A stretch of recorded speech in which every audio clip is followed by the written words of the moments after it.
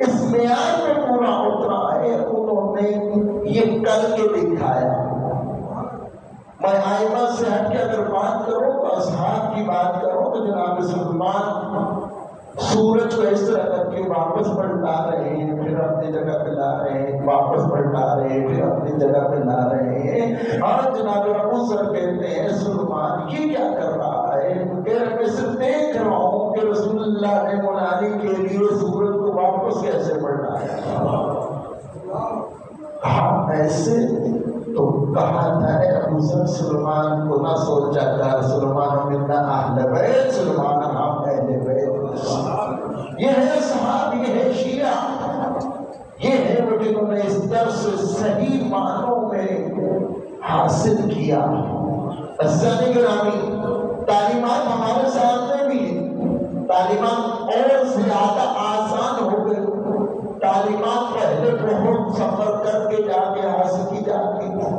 آپ کو بہت سے ممکن کراس کرنے پڑتے تھے، بہت سی صحرا کراس کرنے پڑتے تھے، بہت سی زمینیں عبور کر کے آپ وہاں پہنچتے تھے اور فیض علم حاصل کرتے تھے۔ آج آسان ہو گیا، جتنا آسان ہو گیا سختیاں بھی بڑھتی چلی گئی۔ اساتذہ گرامی، ابھی ہدایت لینی ہے، اگر آج سیرت محمد والے محمد کو سیکھنا ہے تو آپ کے ہتھیلی پہ سب کچھ ہے۔ وہ مولا امیر المومنین نے اس وقت کہہ دیا تھا، میں دیکھ رہا ہوں اس زمانے کو کہ انسان کی ایک انگلی کے نیچے ساری کائنات ہوگی۔ آج ایک انگوٹھے کے نیچے دیکھ لیں جی۔ اساتذہ گرامی، آئمہ علیہ السلام نے اتنی تعلیمات ہم تک پہنچا دی تھی کہ جتنی کہ قیامت تک لوگوں کو ضرورت تھی۔ اللہ تعالیٰ نے اپنی کتاب ہدایت قرآن کریم جو کہ ہمارے سامنے پائے بسم اللہ سے لے کے سینے پر ناز تک موجود ہے، اس کے اندر اتنا کچھ نازل کر دیا تھا کہ تاکہ قیامت تک جتنے انسان، جتنی قومیں، جتنے قبیلے، جتنے بھی لوگ آئیں گے ان کے لیے کافی۔ 1,24,000 انبیاء سنتے ہو، قرآن کے اندر 18 انبیاء کا ذکر ہے، صرف اسی وجہ سے کہ صرف یہ 18 انبیاء کی حالات زندگی کو جان کے تم اپنی تمام تر زندگی گزار سکتے ہو، اور قیامت تک صرف انہی کی تعلیمات ہمارے لیے کافی ہے۔ صرف لینے کا طریقہ کار ہمیں آنا چاہیے، صرف ذوق شوق ہونا چاہیے، خدا کا بننے کی نیت کرنی چاہیے۔ اللہ تعالیٰ کیا وہ حبیب وہ عامر المومنین کا فرمان ہے کہ جو میری طرف ایک قدم بڑھاتا ہے تو میں 2 قدم اس کو بڑھ کے گلے سے لگا لیتا ہوں۔ تو یہ تو خدا کا نمائندہ کہہ رہا، خدا تو اور زیادہ کریم۔ اللہ تعالیٰ کی طرف پڑھنے کا صرف اور صرف ہماری طرف سے یہ ایک عمل ہمیں اللہ تعالیٰ کو بہت قریب کر دیتا ہے۔ وہ تو بہانے تلاش کرتا ہے کہ میرا من تو صحیح۔ اساتذہ گرامی، اگر ہم محمد و آل محمد کی تعلیمات کو لے لیتے تو جتنی خدا کی معرفت ہم اب رکھتے ہیں بہت زیادہ ہوتی، اور اللہ تعالیٰ جو حاضر ناظر ہے، جو ہمارے ہر ایک عمل کو دیکھ رہا ہے اور ہمیں عطا کر رہا ہے، اور کتنا قریب رب ہے کہ ہم ہر چیز اس کے حکم کے مخالف کرتے ہیں۔ ہر عمل جیسا وہ کہتا ہے ہماری خواہش ہوتی ہے ایسے نہ کیا جائے، ذرا ایسے کر لیا جائے، تو ہماری خواہشات جو ہیں خدا کے تابع نہیں ہے، ہمارے اپنے نفس کے تابع، اور نفس جو ہے ہم نے عادات کر رکھا ہے، سرکش بنا رکھا ہے، تو نتیجہ بھی ہمارے سامنے آفات کی شکل میں آتا۔ کہا یا رسول اللہ کے سامنے یہی بات ہوئی تھی کہ یا رسول اللہ آپ سے پہلے قوموں کی شکلیں تبدیل ہو جاتی۔ رسول اللہ ہمارے نبی رحمت اللہ علیہ ہے، انہوں نے خدا سے دعا کی اللہ میری امت کی شکلیں نہ تبدیل ہوں۔ اصل شکلیں تو نہیں تبدیل ہو، لیکن کیا آج عذاب نازل نہیں ہو رہا؟ عذاب نازل ہو رہا ہے، عزیزان گرامی نماز پڑھی جاتی ہے اس میں علامت ہے کہ ختم ہو گئی، عذاب ہے، قرآن پڑھے ہیں گھر کے اندر اس کے اوپر اتنی زیادہ جو ہے مٹی کا جم گئی ہے، کوئی پڑھنے والا نہیں ہے، قرآن سے دوری ہے، یہ عذاب ہے۔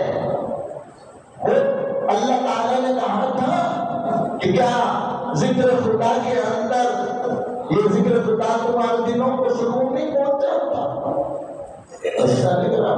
آج ہمارا دل پریشان، ہمارا دل رات جو ہے وہ پریشانیوں کے اندر گزرتا ہے، دل کو چین نہیں آتا، بے چینی ہے، عجیب سی گھٹن محسوس ہوتی ہے۔ عزیزان گرامی قرآن کی وہ علامت اٹھ گئی تو عذاب ہے۔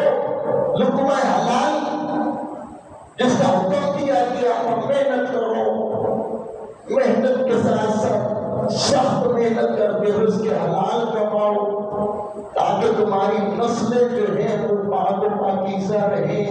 عزیزان گرامی آج وہ لقمہ حرام کھا کھا کے ہم نے اپنی اور خود بھی کھایا اور اپنے اولاد کو بھی اسی میں پروان چڑھایا، اب نتیجہ ہمارے سامنے آ رہا ہے۔ اب پریشانی ہے کہ یہ کیا ہو رہا ہے؟ عزیزان گرامی یہ عذاب نہیں ہے تو اور کیا ہے؟ عذاب کی شکل بدل گئی۔ کہا ایک لقمہ حرام اگر تمہارے حلق سے اتر جائے 40 دن تک تمہاری دعائیں قبول نہیں ہوگی۔ صرف ایک اور کہتے ہیں کہ 3 نسلیں اس کا جو ہے وہ اگر بھرپائی کرنا چاہیں تو اس کی بھرپائی نہیں کرنا، اتنی زیادہ۔ یہ آج عذاب کی شکلیں تبدیل ہو گئی، ہمارے اوپر سختیاں، لیکن خدا پھر رازق ہے۔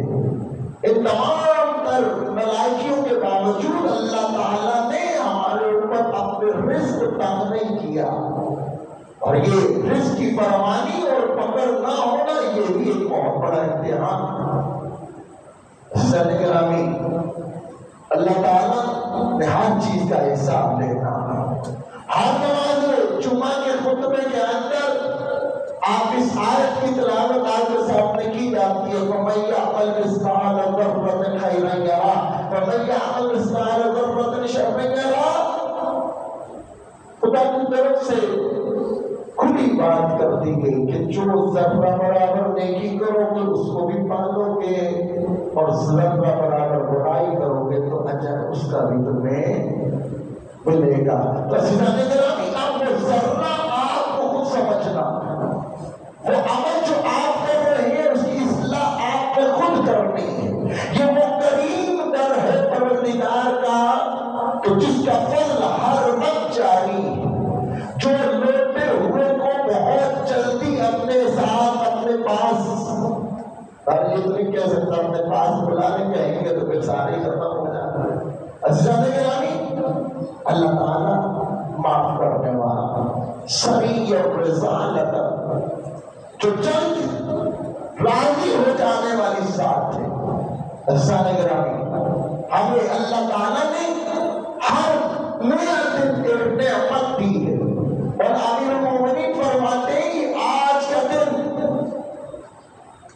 جو گزر گیا یہ پھر نہیں آئے گا، لیکن یہ تمہیں پیغام دے رہا ہے کہ دیکھو مجھے اپنا گواہ بنا لو نیک اعمال میں، میں نے پھر آنا نہیں ہے، لیکن قیامت والے دن میں نے تیری شکایت کرنی ہے۔ وہ عمل جو ہم اپنے ہاتھوں سے کر رہے ہیں گرامی اس پہ ہمارے اجداد جواروں سارے کے سارے گواہی دیں گے۔ گرامی اللہ تعالیٰ نے جنت میں جس کو بھیجنا ہے وہ فاسق و فاجر نہیں ہے، وہ ایسا بندہ نہیں ہو سکتا جو بد کردار ہوگا، جو بے حیا ہوگا۔ گرامی جنت کے اندر مومنین نے جانا ہے، مومنین کا ٹھکانہ، آپ کی نیت آپ کا اجر قرار پاتی ہے۔ نیت مومن خیر من عمل ہی، مومن کی نیت اس کے عمل سے بہتر ہے۔ عزیزان گرامی آپ نیت کرتے ہیں اللہ تعالیٰ اجر دے دیتا ہے، اتنا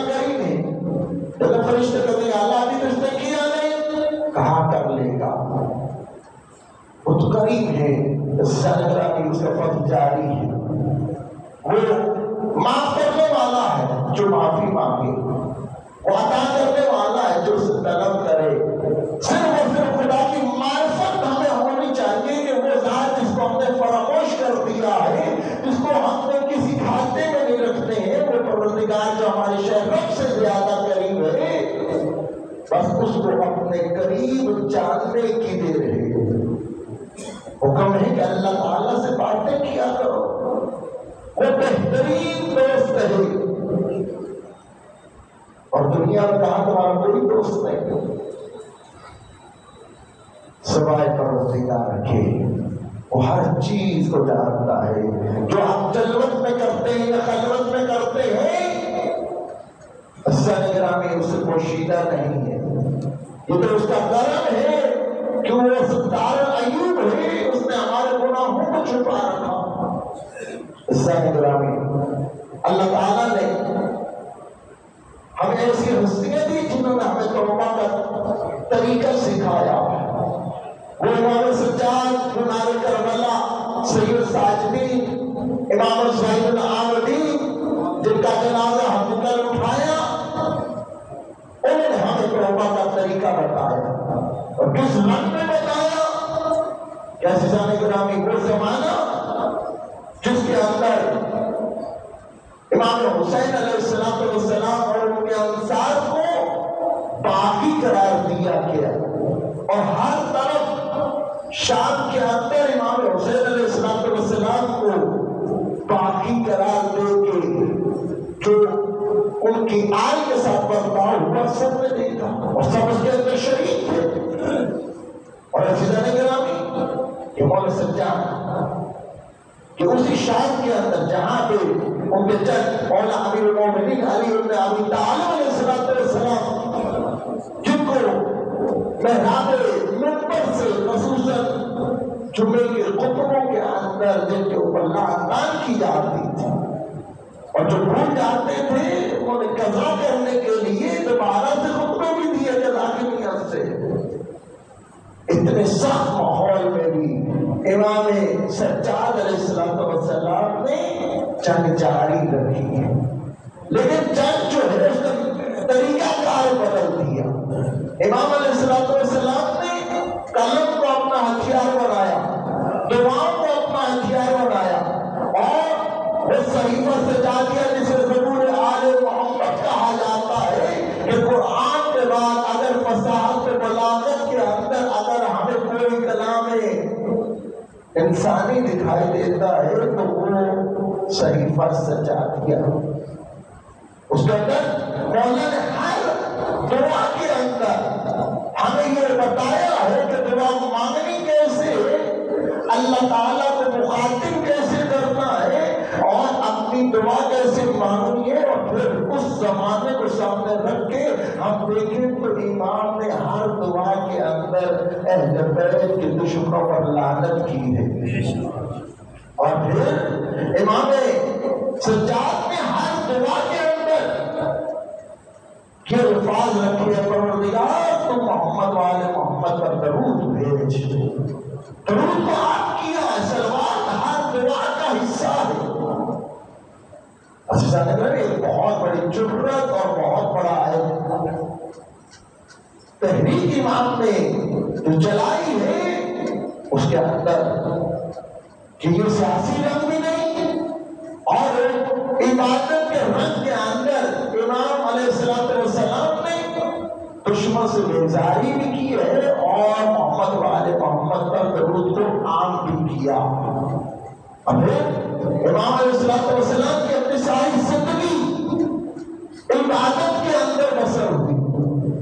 امام علیہ السلام کثرت عبادت کی وجہ سے اور کثرت سجود کی وجہ سے ہم لوگ بھی انہیں کے ماننے والے ہیں۔ اپنے کے روانوں میں دیکھیں اور حساب لگا لیں کہ ہاں جی کتنی نمازیں پڑھتے ہیں، اور امام سجاد علیہ السلام کہ کربلا کے اندر جتنی بڑی مصیبت آئی، کربلا سے اس نے کہ شام تک اور شام سے لے کے واپس مدینہ منورہ تک جتنے امتحان جتنے سخت مسائل آئے، اس کے اندر امام کی واجب واجب مستحب نمازیں بھی قضا نہیں ہو.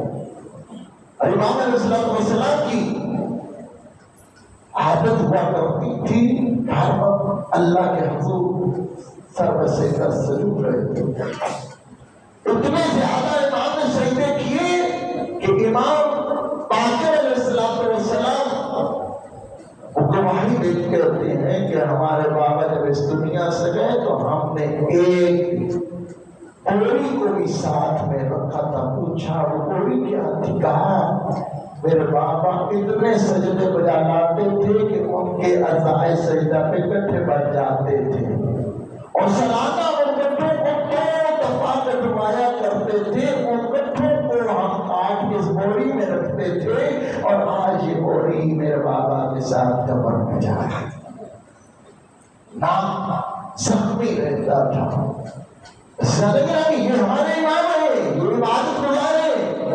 اور یہ صرف یہ نہیں کہ امام نے صرف نمازی پڑھی ہے، صرف سجدے کیے، نہ بلکہ امام علیہ السلام نے حقوق العباد کو بھی بتایا. امام علیہ السلام اپنی کمر کے اوپر رات کی تاریکیوں کے اندر اپنے پشت کے اوپر بوریاں لاد لاد کے راشن مدینہ کے غریبوں غربا کے گھروں کے سامنے رکھ کے اپنا چہرہ چھپا کے چلے آتے. یہ تب پتہ چلا تھا جب راشن نہیں آ رہا تھا اور امام اس دنیا سے چلے گئے تھے تو لوگوں کو پتہ چلا وہ کریم کون تھا جو اس طرح کر کے ہمارے اوپر کرم کرتا تھا. پتہ چلا وہ علی بن حسین سید سجاد تھے، اس دنیا سے چلے گئے. امام علیہ السلام سے پوچھا گیا مولا یہ آپ کے بابا کے پشت کے اوپر یہ نشان کیسے؟ تو مولا نے کہا کہ یہ وہ بوریوں کے نشان ہیں جو امام علیہ السلام رات کو پشت پہ رکھتے تھے. شہد و تازیانوں کے نشان اس وقت مرحوم پڑ گئے ہوں. 40 سال تک امام علیہ السلام نے کربلا کو یاد کر کے امام نے گریہ کیا. امام علیہ السلام نے اپنے بابا کی عزاداری کو عام کیا اور باقاعدہ امام علیہ السلام نے ایک تحریک چلائی ہے. امام شاعروں کو خطیبوں کو حکم دیتے تھے ہمارے جب کے مسائل کو، اور حالت ہوتی تھی کہ وہ شاعر و ذاکر وہ اوپر بیٹھا کرتا تھا اور امام نیچے. اور یہاں تک کہ امام سجاد پہ وہاں پہ ہوتے تھے جہاں پہ جوتے ازدار ہوتے تھے. صرف جوتے رکھتے نہیں تھے بلکہ ان کی جوتوں کو سیدھا کرتے تھے. پوچھا گیا کہ مولا ایسے کیوں؟ کہا تم میری آنکھوں سے نہیں دیکھ رہے ہو، میں دیکھ رہا ہوں اندر رسول خدا بھی موجود ہے، اندر رجاء امیر المومنین بھی موجود ہیں اور خواتین میں جناب زہرا بھی. سر گرامی یہ مجلس ادا جو آپ برپا کرتے ہیں مولا سجاد کی محنت ہے. مولا سجاد باقاعدہ امام محمد باقر علیہ السلام کو وصیت کی اسی مجلس کی اور اپنا مال جو ہے مجلس امام مظلوم امام حسین کی عزاداری کے لیے وقف کیا. اور اسی عمل کو امام باقر علیہ السلام نے مرنے نہیں دیا بلکہ اور زیادہ پروموٹ کیا. اور امام جعفر صادق علیہ السلام کو کہا کہ میرے باغات کا اتنا حصہ سالانہ بنا کے اندر عزاداری کے لیے وقف ہے. اتنا اہتمام گرامی بہت محدود ہے. آئمہ علیہ السلام کو یہ عزاداری کربلا ختم ہو جاتی. کربلا کے اندر مولا سجاد کی کیفیت آپ کے سامنے ہے کہ وہ 23-24 جوان سالہ جوان اس کی کمر جھک گئی تھی.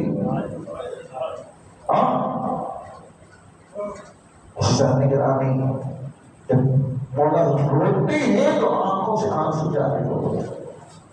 آنسو صرف عام آنسو نہیں، خون کے آنسو. کیا کہتے ہیں؟ جب بھی کریا کیا ہے تو 3 الفاظ ان کی زبان پہ تھے، الشام الشام الشام۔ سب کیا رنگ دیکھ لیا مولانا کہ کربلا میں اپنے بابا کو یاد نہیں کرتے ہیں، بھیا علی اکبر کو یاد نہیں کرتے ہیں، قاسم بھیا کے ٹکڑوں کو یاد نہیں کرتے ہیں۔ آج نہ کوفہ یاد ہے، اگر یاد ہے تو شام یاد ہے۔ تو بھیڑ اتنی تھی بازاروں میں سے گزرنا مشکل تھا۔ 15 اذانیں سننی پڑی کہ ہاں ابھی تک شایان شان بجاوت نہیں ہوئی ہے، اتنی بڑی فتح حاصل ہوئی ہے۔ اہتمامی 15 اذانیں 3 دن تک یہ مولا سجاد مستورات کے ساتھ شام کے دروازے گئے۔ یہی مولا سجاد ہے جن کی حالت یہ ہے کہ گلے میں توپ ہے، خاردار بیڑیاں اور رسیاں اور وہ زنجیر مولا سجاد کو امام زمانہ علیہ السلام جو ہے وہ سلام کرتے ہیں اس انداز میں کہ انسان جو ہے وہ تڑپ جاتا ہے کہ سلام ہو گئے اس جد مظلوم پر جس کے جلد کو تو کے مولا کو جس کے تو گلے کے گوشت کو نے کھا لیا تھا۔ روایات میں ہے کہ جب مولا سجاد علیہ السلام شام میں داخل ہو رہے تھے، یہ مستورات ساتھ میں تھی، جب داخل ہو رہے تھے تو گلے کا یہ ہڈی جو ہے مولا کی دکھ رہی تھی۔ اب جب شام کے دربار کے اندر ابھی انتظار ہو رہا تھا، بازار کے اندر سے گزارا جا رہا تھا تو ہر طرف سے پتھر آ رہے تھے۔ کوفہ کے بازاروں میں اور شام کے بازار میں فرق یہ تھا کہ وہاں پہ کوفہ میں لوگ صدقے کی کھجوریں پھینکتے تھے، لیکن یہاں پہ شام میں جس کے پاس پتھر تھا وہ پتھر مارتا تھا، اور جس کے پاس پتھر نہیں تھا تو وہ آگ پھینک رہے تھے۔ اور سجاد کا ماما جو ہے وہ چل گیا تھا جب مولا سجاد کے سر پہ آ گئی، اور وہ سجاد کا گریا جب اپنے بیٹا نے دیکھا نا تو میں نے چادر بھی لا کے دے دی۔ پھر مولا نے کہا کہ ہاں یہ چادر تو دوبارہ چھلی، کہا جاؤ ان سروں والے سے تو ذرا آگے چلے جائے۔ کہا مولا پھر کیا ہوگا؟ کہا کہ آگے چلے جائیں گے نا تو یہ ٹھٹیوں کا پردہ بچ جائے گا۔ ان کی نظریں جو ہے لوگوں کی شادیوں کی نظریں جو ہے وہ سروں کو دیکھ رہی ہیں، سر آگے چلے جائیں گے، امام ہے ٹھٹیوں کا پردہ کچھ دیر کے لیے بچ جائے گا۔ اب یہ کہنا تھا کہ ایک پتھر امام حسین کی پیشانی پہ آگے لگا تو صحابہ نے کہا کہ مجھے اجازت دیجیے جہاز کا آقا مجھے اور اللہ یہ تو نے پہلی دفعہ دیکھا ہے اس کا بیٹا میں سجاد کربلا سے لے کے یہ پتھر کھاتے آ۔ یہ سجاد کا سبب تھا کہ سجاد یہ سب دیکھ رہے تھے۔ عزیزان گرامی، سجاد مولا نے کربلا کو عام کیا ہے۔ ہمیں اسی مشن کو لے کے آگے چلنا۔ آج ہمارے سامنے جو حالات ہیں، انتہائی سخت حالات ہمارے سامنے آنے والے ہیں۔ یہ پھر سے سر کٹا، پھر سے اسی مومن کے سر کو پھینکا گیا، اور مومن کے چہرے کے اوپر اطمینان بتا رہا ہے کہ ہم لاموارث نہیں ہیں۔ یقیناً اس مومن جوان کو کی جرأت کو سلام ہے کہ جس نے ہاتھ نہیں ہلایا ہے، جس نے مستق نہیں کی ہے، یقیناً جناب رسول خدا نے گود میں لیا ہوگا، یقیناً عزادار ہے، یقیناً محب اہل بیت ہے، جناب امیر المومنین نے ہاتھوں میں لیا ہوگا۔ لیکن عزیزان گرامی، صرف یہ دیکھ لینا کافی نہیں تھا، ہمارے لیے ایک درس ہے۔ دیکھو پھر کفر بیٹھا ہو رہا ہے، اسلام دکھائی نہیں دے رہا، مسلمان اکٹھے نہیں ہو رہے۔ یہاں پاکستان کے اندر پارا چنار کے اندر جو حالات واقعات ہوئے، ایسے جیسے جنگل کے اندر کوئی واقعہ ہو رہا، اور پرسان حال نہیں ہے، اتنے سر کٹے۔ آج تک وہاں پہ معاملات یہ ہیں کہ حالات زندگی اپنی جگہ پر نہیں آ رہے، وہاں پہ بیسک سہولیات جو میڈیکل کے خاص طور پر وہاں پہ نہیں ہے۔ 7.5 لاکھ افراد وہاں پہ رہتے ہیں، اور پھر یہ رنگ دیا گیا کہ زمین کے ٹکڑے کی وجہ سے یہ جھگڑا ہوا نہیں۔ عزیزان گرامی، یہ پیچھے ڈالے دیتا ہے تو اتنا پھینکا گیا کہ ہاں جی ہمسائے ملک سے کتنے راکٹ آ کے وہاں پہ مظلوموں کے اوپر گرے۔ رمضان کی جنگ ہوئی ہے، جب رابطہ کیا گیا تو وہ کہا نامہ صاحب آج 9:30 بجے آپ فون کر رہے ہیں، آج سارا دن ہمارے لیے قیامت کا دن تھا، آج ہمیں لگتا تھا آج ہی ہے اور ختم ہو جائے گی۔ اتنی سخت ہمارے اوپر گولہ باری ہوئی ہے اور ہم نے دفاع کیا، لیکن حکومتی ادارے بالکل خاموش ہے۔ عزیزان گرامی، یہ ابھی آگے بھی بڑھے ہیں اور یہ جنگ بندی بھی ہوئی ہے، مورچوں میں پھر سے فوج آ کے بیٹھی ہے، لیکن دو گولیاں چلتی ہیں تو یہ جوان بھاگ جاتے ہیں وہاں سے۔ ہم یہ نہیں کہتے کہ آپ ہمیں اجازت دو ہم لڑائیاں کریں، لیکن جیسے اگر لاہور کے اندر خدا نہ کرے ایسے حالات ہو جائے تو ہم دفاع کریں گے۔ وہ بھی پاکستان کا حصہ ہے، پاکستان کے شہری ہیں، ان کو بھی بیسک سہولیات ملنی چاہیے، ان کی بھی حفاظت ہونی چاہیے۔ کوئی شوق سے بندوقیں نہیں اٹھاتا ہے۔ عزیزان گرامی، اسی طرح اگر عالمی تناظر میں دیکھا جائے تو اسماعیل مقنیہ کا یہ قتل ایک بہت بڑا بزدلانہ حملہ ہے، جیسا کہ اس سے پہلے بھی یہ کرتے رہے۔ ایک مہمان کو کسی دوسرے ملک کے اندر اس کا نشانہ بنانا اس ملک کی توہین ہے۔ ہم مذمت کرتے، ہم اس پارا چنار کے شہداء کے بھی قتل کی اور ان کے اوپر قتال جو کیا گیا اس کی مذمت کرتے ہیں، مرحومین کے درجات کی بلندی کے لیے ہم انشاءاللہ فاتحہ بھی پڑھیں گے، لیکن یہ فاتحہ کافی نہیں ہے۔ کربلا ابھی آگے ایک ایونٹ آنے والا ہے، لیکن ابھی خبریں ہیں کہ عراق کے اندر پھر سے بدبختوں نے سر اٹھانا شروع کر دیا، اور اسرائیل جس نے اس جنگ کو جو اس کے اوپر ابھی آ رہی ہے انشاءاللہ، اور اس کا انجام بالخیر ہوگا، یہ واصل جہنم ہوں گے جتنے مظالم انہوں نے مظلوم فلسطینیوں کے اوپر کیے ہیں۔ خدا کی لاٹھی بے آواز ہے، انشاءاللہ انتقام لیا جائے گا اور سخت انتقام لیا جائے گا۔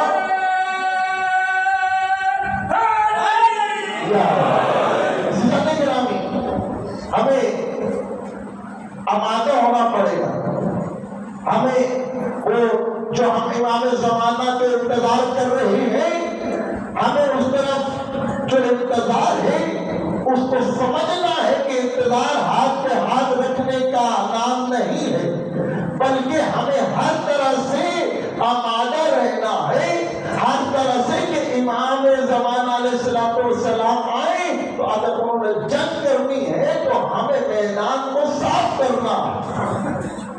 وہ ایک عالم دین ملتے سے پوچھا گیا کہ ہمیں امام زمانہ دکھائی کیوں نہیں دیتے؟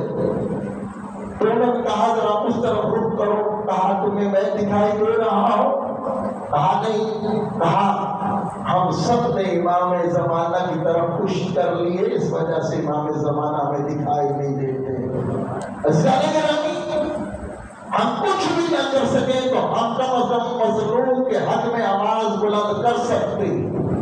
ہم جس نشست پہ ہیں، ہمارے موبائل کے اندر سب کو سوشل میڈیا نے قید کر رکھا ہے، اسی سوشل میڈیا کے ذریعے ہمیں مظلوموں کی آواز بننا ہے۔ ہمیں جتنے زیادہ سے زیادہ آپ میسج کر سکتے ہیں، آپ کلپ چلا سکتے ہیں، آپ جو ہے ایک مشورہ دے سکتے ہیں، یقیناً ہمیں یہ سارے کام کرنے ہیں۔ میں آپ سب سے گزارش کروں گا کہ شہدائے پارہ چناب جن کے لیے ہم بہت دکھی ہیں، خدا باقی جتنے مومنین ہیں ان کی محافظت فرمائے، اور جتنے شہدائے فلسطین ہیں خصوصاً اسرائیل مغنیہ ان کے لیے ایک تفسر فاتحہ کی تفسر اخلاص کی اطلاع فرمائے۔